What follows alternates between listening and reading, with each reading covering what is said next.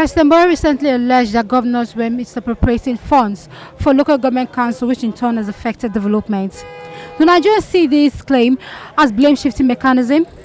We ask citizens to share their views on who they think is more guilty of misappropriation. Join us as we find out.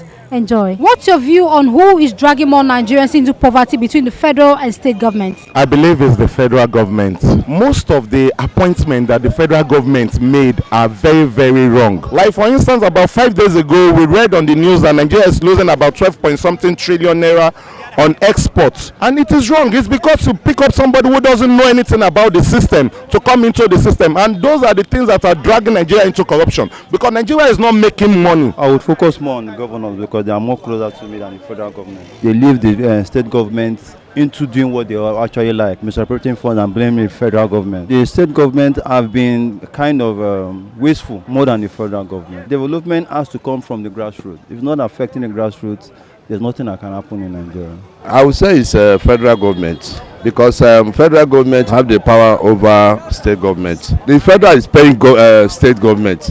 So if they made any payment, they see that the work had not been done. They have the right to seize all those payments. Is it now that Mr. President knows that the appropriation are being divided? Why must he telling us now that a few days to the expiration of his tenure that state governors are eating money? The issue is not the governors. The issue is the Mr. President.